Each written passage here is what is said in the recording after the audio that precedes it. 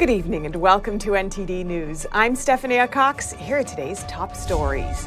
Justice Department is appointing a special counsel to oversee criminal investigations against former President Trump.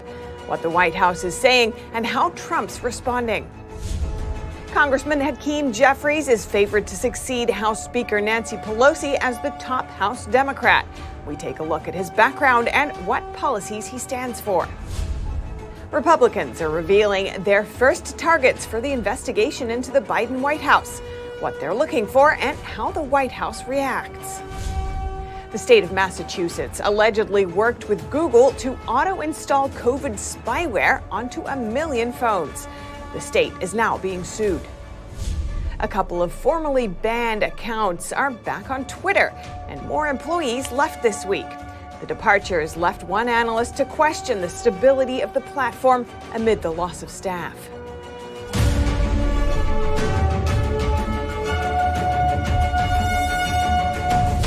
A special counsel will oversee criminal investigations of former President Trump. Attorney General Merrick Garland made the announcement today. NTD's Arlene Richards reports. Based on recent developments, including the former president's announcement that he is a candidate for president in the next election, and the sitting president's stated intention to be a candidate as well, I have concluded that it is in the public interest to appoint a special counsel. 3 days after former President Donald Trump launched the 2024 presidential bid, Attorney General Merrick Garland signed an order appointing federal prosecutor Jack Smith to oversee 2 criminal investigations of Trump. Smith will take over the investigation related to Trump's handling of presidential records and documents with classified markings. He will also examine whether there was obstruction of that investigation. FBI agents raided Trump's Mar-a-Lago resort in Florida in August and seized thousands of records, including around 100 marked classified. Trump has said he declassified the records and has fought to get the documents back. He has been unsuccessful so far, though he did convince authorities to return his seized passports. The special counsel will also take over a Washington-based investigation into the events after the 2020 presidential election, including the alleged interference in the transfer of power and the certification of the electoral votes on or around January 6. The order authorizes him to continue the ongoing investigation into both of the matters that I have just described and to prosecute any federal crimes that may arise from those investigations. Garland said Smith, who currently prosecutes war crimes at The Hague, will return to the U.S. immediately. At a White House press briefing on Friday, Press Secretary Karine Jean-Pierre said President Biden wasn't aware Garland would be making the announcement, and he had no reaction. Arlene Richards, NTD News, New York. And Trump responded to the Justice Department's announcement shortly after, telling Fox News he won't partake in it. He also called it, quote, the worst politicization of justice in our country. He said, quote, I have been proven innocent for 6 years on everything I announce, and then they appoint a special prosecutor. This is a disgrace. And now to the race to succeed Nancy Pelosi. It's already begun. New York Congressman Hakeem Jeffries today officially announced his bid for House Democratic leader, and he's favored to win. Morning, it's great to see. New York Congressman Hakeem Jeffries on Friday said he will run for House Democratic leader. He said in a statement, quote, our top non-governmental priority for the sake of the American people must be retaking the majority in November 2024. Everything that we've done is incredibly popular. And our frontliners ran on that policy agenda, and so did our candidates. Why shouldn't Joe Biden?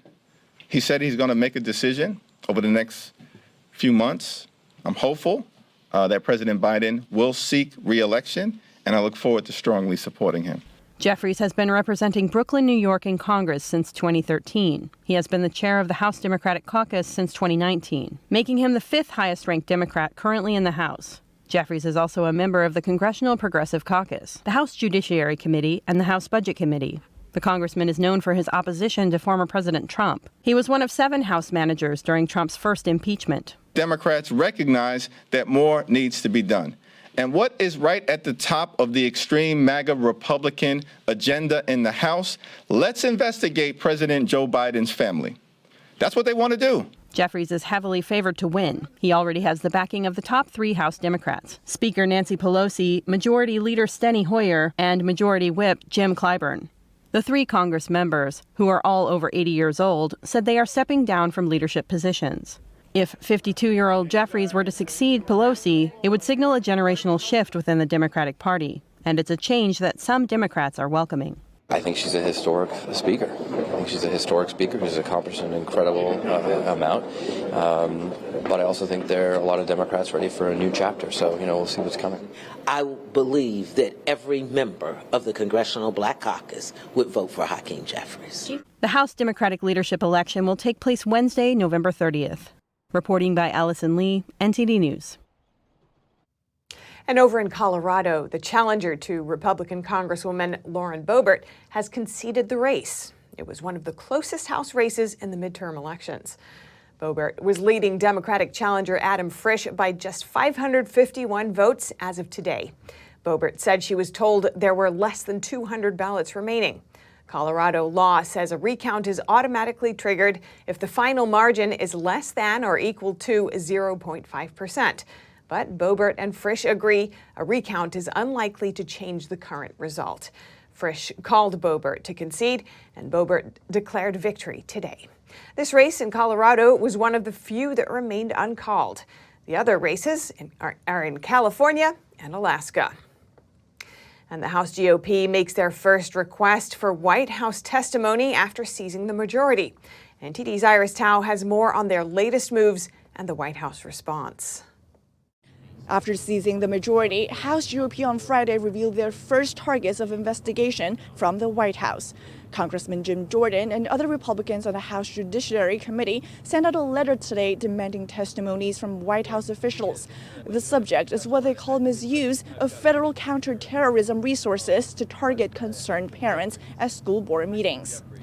The latest moves comes as House GOP has made clear that they'll also make it a priority to dig into President Biden's involvement in his son Hunter Biden's business affairs.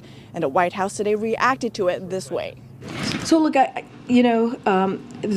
a little bit of interesting, kind of on-brand thinking here. They get the majority, and their top priority is actually not focusing on the American families, but focusing on the president's family.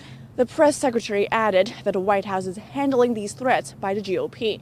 But even upon being pressed, the press secretary would not comment on the legitimacy of those allegations of Biden's involvement in Hunter's business dealings. Instead, she went on to criticize Republicans.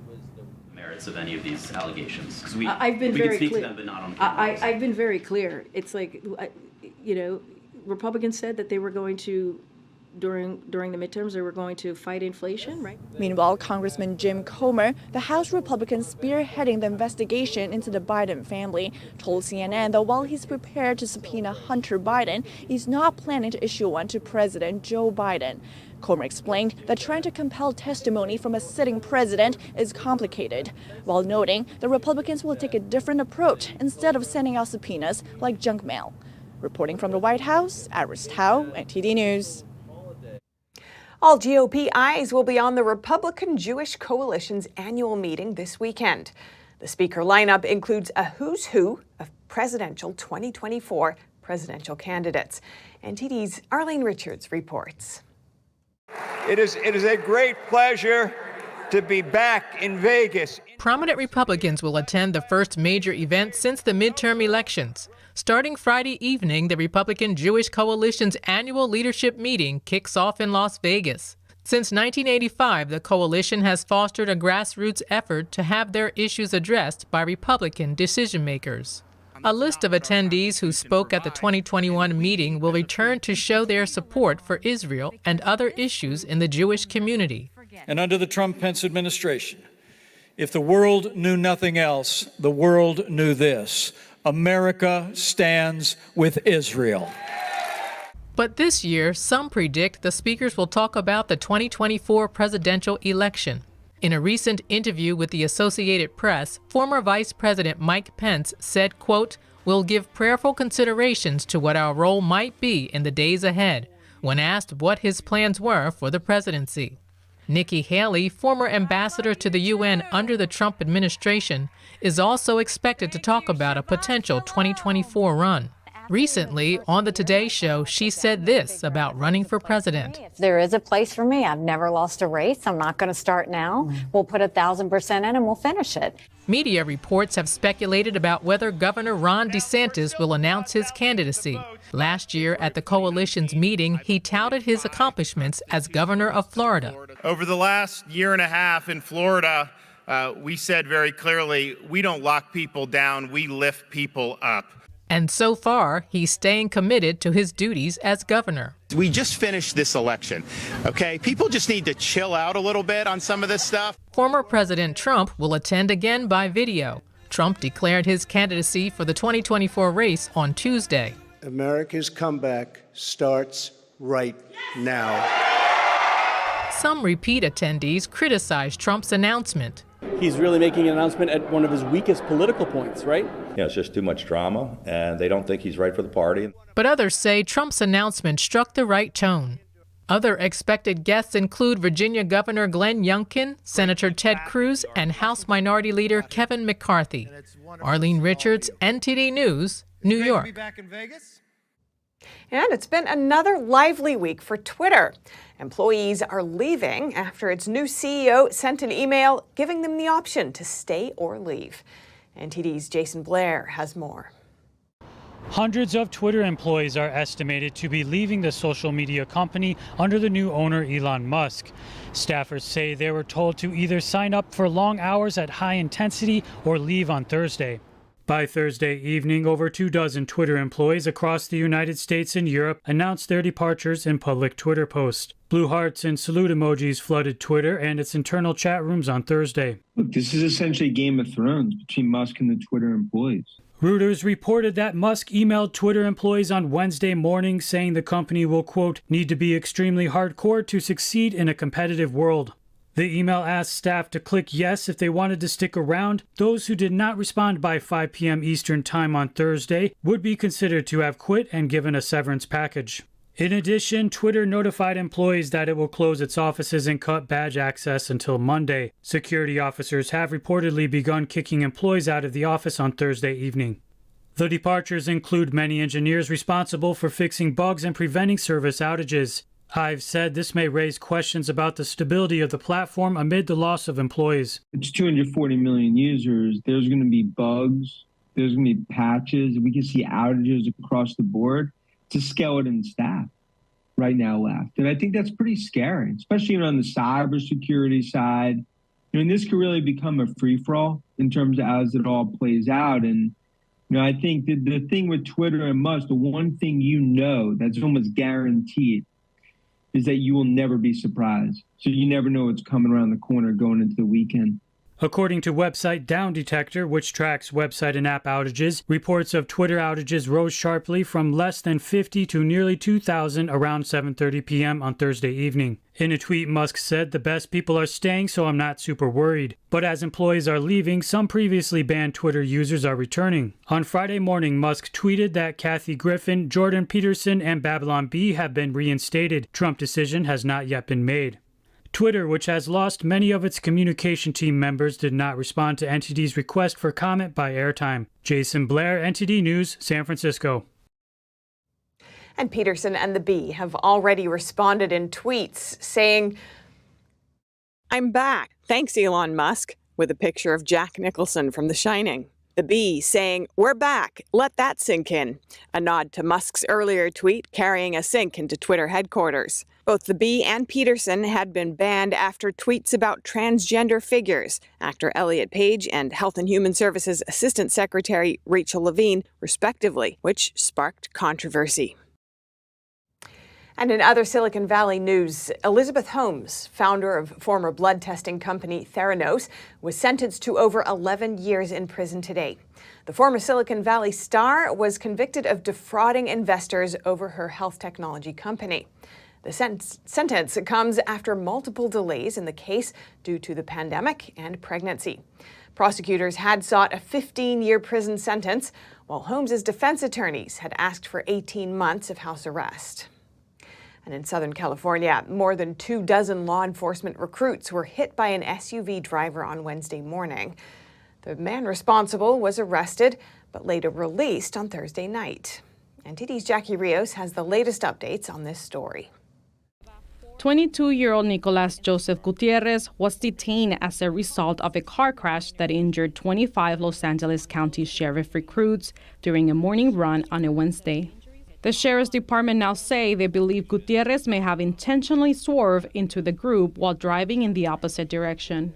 Sheriff Alex Villanueva told News Nations that investigators went through an exhausting interview process with everyone involved, with the video surveillance statements from the recruits, the physical evidence they had, and what they got from the suspect himself. And they were able to form the opinion that this was a deliberate act. The investigation is still ongoing, but according to jail records, Gutierrez was released from custody on Thursday evening. He has been charged with suspicion of attempted murder of a peace officer. During a Wednesday news conference, Villanueva said there were no skid marks at the scene and Gutierrez remained in the vehicle after the crash. Authorities say the driver was not intoxicated, but marijuana was recovered in the vehicle. Villanueva said all 25 recruits were injured. 5 had critical injuries, which included head trauma, broken bones, and the loss of limbs. Los Angeles County Sheriff's Department have set up a relief foundation and is accepting donations on behalf of recruit class 464 at the LASD Academy. Families can make checks payable to Sheriff's Relief Foundation Memo Class 464 recruits and can be mailed to Sheriff's Relief Association at 11515 Colima Road, Building B, Whittier, California, 90604. Just tragic. Was COVID spyware installed on your phone without you knowing? A lawsuit accuses the state of Massachusetts of working with Google to install a surveillance app on users' phones. NTD's Don Ma has more on that. The Massachusetts Department of Public Health is facing a class action lawsuit. It was filed by the New Civil Liberties Alliance, or NCLA. It alleges that the department worked with Google to install a COVID surveillance app onto Android phones.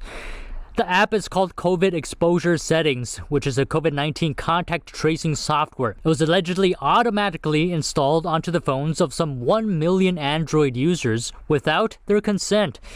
Once installed, the app didn't appear on the device's home screen, as newly installed apps typically do. Instead, it could only be found in the phone's Settings app. This meant that many device users were unaware of its presence. So, what does the app do? We spoke with the lead attorney of the lawsuit, Shang Li. What the app is supposed to do is what it does is turns on your Bluetooth, so that when you're walking around, your Bluetooth is sending out signals all the time, and it's interacting with other Bluetooths, whether it's other people's phones, and creates a record of those interactions, so that you can say, at 2 p.m., this particular phone was within 10 feet of this other particular phone. And what's supposed to happen is then if you do report getting COVID, you can say, I got COVID, and then the app will look through your records and say, you were within 10 feet of these 100 people in the last week. But the problem is that the same record that allows this exposure notification to be sent out is also a record of everyone that you've been in close contact with and a record of everywhere you've been. And this record could be accessed, for example, by the Massachusetts Department of Public Health, Google application developers, device manufacturers, network providers, and other third parties. The lawsuit says that, quote, in sum, the Department of Health installed spyware that deliberately tracks and records movement and personal contacts onto over 1 million mobile devices without their owner's permission and awareness. When they turn their Bluetooth off, the app triggers and turns their Bluetooth on.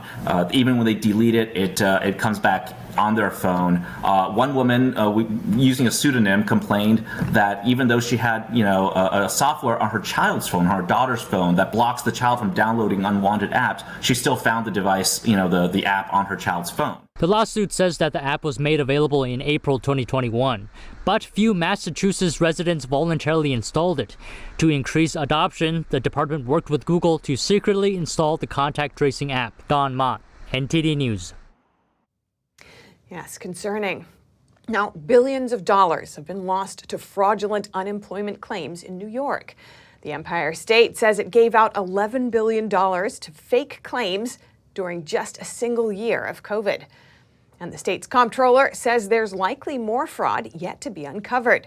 A drastic increase in unemployment requests, coupled with an old computer system, is being blamed for the billions lost. The report says department officials back in 2010 ignored warnings about the old tech they're using. And in March of 2020, the CARES Act was made into law, which allowed people to self-certify their eligibility and wages and required states to immediately determine if they're eligible. The state comptroller is now pushing for updates to the unemployment system. And coming up, the Chinese regime uses legal immigration policies to infiltrate U.S. institutions. Senators this week shining a light on the issue. And in soccer news, the World Cup starts in less than 48 hours, but is the U.S. team ready to compete? NTD's Dave Martin has the preview, that and more coming up.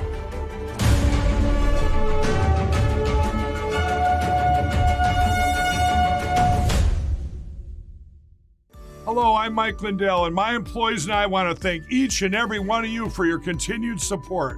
With everything going on right now, your rest is so important. That's why we're having the biggest MyPillow sale ever. Not only are my bed pillows as low as $19.98, but you can get the best body pillows ever. Regular $89.98, now only $29.98. Take your rest on the go with our Roll and Go Anywhere MyPillows for only $14.98.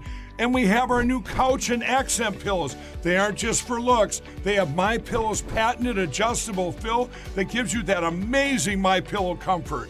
In this economy, you get the best gifts ever for the best prices ever. So go to MyPillow.com or call the number on your screen.